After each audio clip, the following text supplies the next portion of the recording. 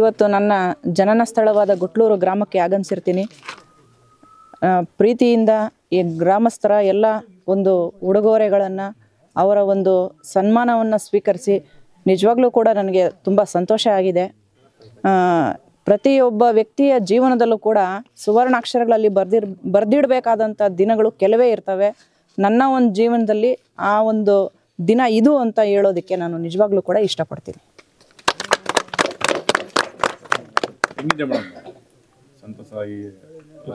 ನಿಜವಾಗ್ಲೂ ಕೂಡ ನಾನು ತುಂಬ ದಿನ ಆದಮೇಲೆ ಬಂದಿದ್ದೀನಿ ಊರಿಗೆ. ಬೇರೆ ಬೇರೆ ತಾಲೂಕುಗಳಲ್ಲಿ ಕೆಲಸ ಮಾಡಿಕೊಂಡು ಬಂದಿದ್ದೀನಿ. ನಮ್ಗೆ ಎಷ್ಟೋ ಸಮಯಗಳಲ್ಲಿ ಹಬ್ಬಗಳಿಗೂ ಕೂಡ ಬರೋದಕ್ಕೆ ನಮಗೆ ಟೈಮ್ ಸಿಗ್ತಿರ್ಲಿಲ್ಲ. ನಾವು ಹೆಡ್ ಕ್ವಾರ್ಟ್ರಲ್ಲಿ ಇರಬೇಕಾಗಿತ್ತು. ಹೆಡ್ ಕ್ವಾರ್ಟ್ರಿಂದ ಬರೋದಕ್ಕೆ DC ಅವ್ರ ಪರ್ಮಿಷನ್ ಎಲ್ಲ ತೊಗೊಂಬರ್ಬೇಕಾಗಿತ್ತು. ಬರೋಕ್ಕಾಗ್ತಿರ್ಲಿಲ್ಲ. ಯಾವಾಗಲೂ ಒಂದ್ಸರಿ ರಾತ್ರಿ ಬಂದು ಬೆಳಗ್ಗೆ ಹೋಗ್ಬಿಡ್ತಾ ಇದ್ವಿ. ಸೊ ಸುಮಾರು ದಿನಗಳಾದಮೇಲೆ ನಿಜವಾಗ್ಲೂ ಇಲ್ಲಿ ಬಂದಿದ್ದೀನಿ. ಇಲ್ಲಿ ಬಂದು ನನಗೆ ಕೆಲಸ ಮಾಡೋದಕ್ಕೆ ತುಂಬ ಖುಷಿ ಇದೆ. ನಿಜವಾಗ್ಲೂ ಇವರೆಲ್ಲ ಒಂದು ಸನ್ಮಾನಗಳನ್ನು ನಾನು ಸ್ವೀಕರಿಸಿ ಇವರೆಲ್ಲರ ಒಂದು ಸಂತೋಷಕ್ಕೆ ನಾನು ಕಾರಣರಾಗಿ ಇವರ ಸಂತೋಷದಲ್ಲಿ ನಾನು ಕೂಡ ಭಾಗಿಯಾಗಿದ್ದೀನಿ. ಸೊ ತಮಗೆಲ್ರಿಗೂ ಕೂಡ ನಾನು ಧನ್ಯವಾದಗಳನ್ನು ಅರ್ಪಿಸ್ತಾ ಇದ್ದೀನಿ.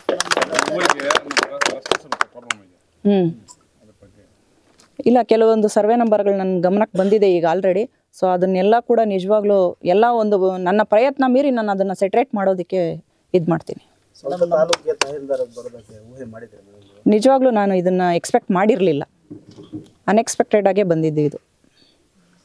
ನಮ್ಮೂರಿನ ಹೆಣ್ಣುಮಗು ನಮ್ಮೂರಿನ ತಾಲೂಕು ದಂಡಾಧಿಕಾರಿಯಾಗಿ ಬಂದಿದ್ದಾರೆ. ಒಂದು ಕಡೆ ಸಂಭ್ರಮ ಇದೆ, ಮತ್ತೊಂದು ಕಡೆ ನಮ್ಮೂರಿನವರೇ ದಂಡಾಧಿಕಾರಿಯಾಗಿದ್ದರಿಂದ ನಿರೀಕ್ಷೆಗಳು ಕೂಡ ಬಹಳಷ್ಟು ಇರ್ತಾವೆ ಮೇಡಮ್. ಅದನ್ನ ಯಾವ ರೀತಿ ನೀವು ಸಾಕಾರಗೊಳಿಸ್ತೀರಾ? ಹೇಗೆ ಇರಲಿ, ನಿರೀಕ್ಷೆಗಳು ಭಾಳನೇ ಇರ್ತವೆ. ಆದರೂ ಕೂಡ ನಾವೊಂದು ಕಾನೂನು ವ್ಯಾಪ್ತಿಯಲ್ಲಿ ಅದನ್ನು ಪರಿಹಾರ ಮಾಡಿಕೊಡ್ತೀವಿ ಮೇಡಮ್. ಒಟ್ಟಾರೆಯಾಗಿ ಮುಳಬಾಗಿಲು ತಾಲೂಕಿನಲ್ಲಿ ಬಹಳಷ್ಟು ಗ್ರಾಮಗಳಿದೆ, 370 ಗ್ರಾಮಗಳಿದ್ರು ಕೂಡ ಇದೇ ಗ್ರಾಮದಲ್ಲಿ ಒಬ್ಬರು ತಹಶೀಲ್ದಾರ್ ಆಗಿದ್ದಾರೆ. ಬಹಳಷ್ಟು ಗ್ರಾಮಗಳಲ್ಲಿ ಕೂಡ ಯಾರೂ ಕೂಡ ಆಗಿಲ್ಲ. ಅದರಲ್ಲಿ ವಿಶೇಷವಾಗಿದ್ದೀರಾ, ಇದೇ ತಾಲೂಕಿನವರು ಇದೇ ತಾಲೂಕಿಗೆ ತಹಶೀಲ್ದಾರ್ ಆಗಿ ಬರೋದಂದ್ರೆ ಹೆಮ್ಮೆಗಳಲ್ಲಿ ಬಹಳಷ್ಟು ವಿರಳ. ಅದ್ರ ಬಗ್ಗೆ ತಾವೇನು ಹೇಳ್ತೀರಾ? ಹೌದು, ಅಂದರೆ ಇದು ನನಗೆ ಸಿಕ್ಕಿರ್ತಕ್ಕಂಥ ಒಂದು ಅವಕಾಶ. ಈ ಅವಕಾಶನ ನಾನು ಸದುಪಯೋಗ ಮಾಡ್ಕೋಬೇಕು. ಸದ್ದು ರೀತಿಯಲ್ಲಿ ಕಾನೂನು ವ್ಯಾಪ್ತಿಯಲ್ಲಿ ನಾನು ಎಲ್ಲ ಕೆಲಸಗಳನ್ನು ಆದಷ್ಟು ಇಲ್ಲಿರ್ತಕ್ಕಂಥ ಸಮಸ್ಯೆಗಳನ್ನು ಕಾನೂನು ವ್ಯಾಪ್ತಿಯಲ್ಲಿ ಬಗೆಹರಿಸ್ಕೊಡೋದಕ್ಕೆ ಪ್ರಯತ್ನ ಪಡ್ತೀನಿ. ಕನಸಿರುತ್ತೆ ಮುಳಬಾಗಿಲು ಏನೊಂದು ಮಾಡಬೇಕು, ಏನೊಂದು ಆಸೆ ಇರುತ್ತೆ, ಚೇಂಜ್ ಮಾಡಬೇಕು, ಅದೇನು ಯಾವುದೇ ಒಂದು ಯೋಜನೆಯನ್ನು ಯಶಸ್ವಿಯಾಗಿ ಮಾಡಬೇಕಂದ್ರೆ ಸಾಕಷ್ಟು ಕಾಲಾವಕಾಶ ಬೇಕಾಗ್ತದೆ. ಇವತ್ತು ಇರ್ತಕ್ಕಂಥ ಸಮಸ್ಯೆಗಳನ್ನೆಲ್ಲ ನಾನು 1 ತಿಂಗಳು 2 ತಿಂಗಳಲ್ಲಿ ಬಗೆಹರಿಸ್ತೀನಿ ಅಂದರೆ ಅದು ಕಷ್ಟ ಸಾಧ್ಯ. ಸೊ ಇದನ್ನು ಯೋಜನೆ ಪ್ರಕಾರವಾಗಿ ನಾನು ಬಗೆಹರಿಸೋದಕ್ಕೆ ಪ್ರಯತ್ನ ಪಡ್ತೀನಿ. ನಮ್ಮ ತಾಲೂಕಿನಲ್ಲೇ ಈಗ ಈ ಒಂದು ಗ್ರಾಮಕ್ಕೆ ಬಂದಿದ್ದೀರ ತಾವು. ಈಗ ಗಮನಿಸಿದ್ರೆ ಬಹಳಷ್ಟು ಜನ ಅಧಿಕಾರಿಗಳಾಗಿದ್ದಾರೆ. ಕುಗ್ರಾಮದಲ್ಲಿ ಈ ಮಟ್ಟದ ಒಂದು ಸಾಧನೆಯಿಂದ ಏನಿದೆ, ಕಷ್ಟಗಳಿಂದ ಒಂದು ಪರಿಹಾರ ಇದ್ದಾಗೆ ಸಮಸ್ಯೆಗಳ ಜೊತೆಯಲ್ಲಿ ಸಾಧನೆ ಇದೆ ಅನ್ನೋದಕ್ಕೆ ಎಷ್ಟು ಇಲ್ಲಿರ್ತಕ್ಕಂಥ ಪ್ರತಿಯೊಬ್ಬರು ಕೂಡ ಶ್ರಮಜೀವಿಗಳು, ಯಾರೂ ಕೂಡ ಸೋಮಾರಿಗಳಲ್ಲ. ಬೆಳಗ್ಗೆ ಎದ್ರೆ ಪ್ರತಿಯೊಬ್ಬರು ಕೂಡ 7 ಗಂಟೆ ಆದರೆ ತೋಟದಲ್ಲಿ ಇರ್ತಾರೆ, ಬೇರೆ ಇನ್ಯಾವುದೋ ಒಂದು ಕೆಲಸದಲ್ಲಿ ಇರ್ತಾರೆ. ಆ ಶ್ರಮನೇ ಇವತ್ತು ಯಶಸ್ವಿ ಕಾರಣ ಅಂತ ಹೇಳೋದಕ್ಕೆ ಇಷ್ಟಪಡ್ತೀನಿ. ನಾವು ಯಾವ ರೀತಿ ಕಷ್ಟಪಟ್ಟು ಓದಿದ್ದೀವಿ, ಮತ್ತು ಇಲ್ಲಿರ್ತಕ್ಕಂಥ ರೈತರು ಕೂಡ ಅಷ್ಟೇ, ಯಾರೂ ಕೂಡ ಮನೆಯಲ್ಲಿ ಮಲಗಿರೋದಿಲ್ಲ.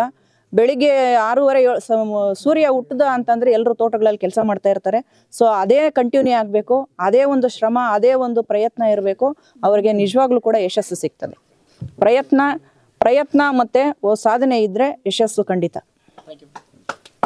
ಇವತ್ತು ಗುಟ್ಲೂರು ಗ್ರಾಮಕ್ಕೆ ಒಂದು ಸುವರ್ಣಾವಕಾಶ ಅಂತ ಹೇಳ್ಬೋದು. ಈ ಒಂದು ಗ್ರಾಮದ ಹೆಣ್ಣುಮಗು ಇವತ್ತು ಒಳ್ಳೆಯ ಸಾಧನೆ ಮಾಡಿ, ವಿದ್ಯಾಭ್ಯಾಸ ಮಾಡಿ ಒಳ್ಳೆಯ ಸಾಧನೆ ಮಾಡಿ ಈ ಒಂದು ಅಧಿಕಾರವನ್ನು ವಹಿಸ್ಕೊಂಡಿದ್ದಾರೆ. ನಮ್ಮೆಲ್ಲರ ಪ್ರತಿಯೊಬ್ಬರಿಗೂ ಕೂಡ ಸಂತೋಷದ ವಿಷಯ. ಇವತ್ತು ನಾವು ಏನು ಅವ್ರನ್ನ ಸ್ವಾಗತಿಸ್ತಾ ಇದ್ದೀವಿ. ಇದು 2ನೇ ಸನ್ಮಾನ, 1ನೇ ಸನ್ಮಾನ, 2ನೇ ಸನ್ಮಾನ ಅತಿ ಶೀಘ್ರದಲ್ಲೇ ಬರ್ಬೋದಂತ ಊಹೆ ಇದೆ. ಯಾಕಪ್ಪ ಅಂತ ಹೇಳಿದ್ರೆ ಇವರಿಂದ ಪ್ರತಿಯೊಬ್ಬರೂ ಕೂಡ ಜಮೀನು ಏನೇ ಇದ್ದರೂ ಕೂಡ ಅದು ಕಳೆತ ಇವತ್ತು ಇರ್ಬೋದು, ನಾಳೆ ಇಲ್ಲದೆ ಇರ್ಬೋದು. ಅದೇ ವಿದ್ಯೆ ಕದಿಲಾರದ ಸಂಪತ್ತು. ಆ ಸಂಪತ್ತನ್ನು ಬೆಳೆಸಲಿ ಅಂತೇಳ್ಬಿಟ್ಟು ಅವರು ಈಗಾಗಲೇ ಕೊಟ್ಟಿದ್ದಾರೆ. ಮುಂದೆ ಉನ್ನತವಾದಂಥ ಹುದ್ದೆಯನ್ನು ಇದು ಮಾಡಿಬಿಟ್ಟು ಒಂದು AC ಆಗಿರಲಿ, DC ಆಗಿ ಬಂದು 2ನೇ ಸನ್ಮಾನ ಸ್ವೀಕರಿಸಲಿ ಅನ್ನೋ ಒಂದು ಹಂಬಲದಿಂದ ನಾವೆಲ್ಲರೂ ಸಂತೋಷದಿಂದ ಅವನ್ನು ಬರಮಾಡ್ಕೊಂಡಿದ್ದೀವಿ. ఓకే సీతమ్మ ఊరికి వచ్చింది మంచిది అందరికి సంతోషమా ఏమనిపిస్తుంది నీకేమనిపిస్తుంది చెప్పమ్మా నాకు సంతోషం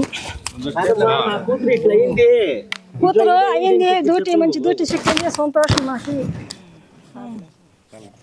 ಬಲೋ ಭಾರತ್ ಮಾತಾಕ್ಕೆ ನಾನು ಆವಾಗಲೇ ಮಾತಾಡಬೇಕಾಗಿತ್ತು. ಒಂದು ಕಡೆ ಸಂತೋಷ, ಒಂದು ಕಡೆ ದುಃಖ. ಯಾಕೆಂದರೆ ಅವರು ತಂದೆ ತಾಯಿ ಯಾವ ರೀತಿ ಬೆಳೆದ್ರು ಅವೆಲ್ಲ ನಡೆಸ್ಕೊಂಡ್ಬಿಟ್ರೆ ನಿಜವಾಗ್ಲೂ ಒಂಥರ ದುಃಖ ಆಗುತ್ತೆ, ಸಂತೋಷ ಆಗುತ್ತೆ.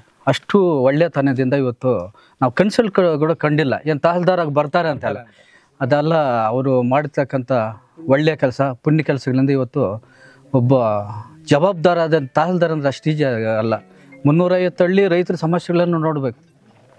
ದೇವರು ಒಂದು ಒಳ್ಳೆಯ ಸ್ಥಾನ ಕೊಟ್ಟಿದ್ದಾರೆ. ನಾವು ಅವರಲ್ಲಿ ಮನವಿ ಮಾಡೋದಿಷ್ಟೇ, ಅನೇಕ ರೈತರು ಬಡಬಗ್ಗರು ರೈತರು ಇದ್ದಾರೆ, ಕೂಲಿ ನಾಡು ಮಾಡೋರು. ಅವ್ರ ಕಷ್ಟ ಸುಖಗಳು ನೀವು ಸ್ಪಂದಿಸಬೇಕು, ಅವ್ರಿಗೆ ನ್ಯಾಯ ದೊರಕಿಸ್ಕೊಡ್ಬೇಕು ಅನ್ನೋದೇ ನಮ್ಮ ಒಂದು ಆಸೆ. ಈಗಾಗಲೇ ಈ ತಾಲೂಕು ಆಫೀಸ್ಗೆ ಒಂದು ಶಾಪ್ ಆಗಿಬಿಟ್ಟಿದ್ದಾರೆ ರೈತರು.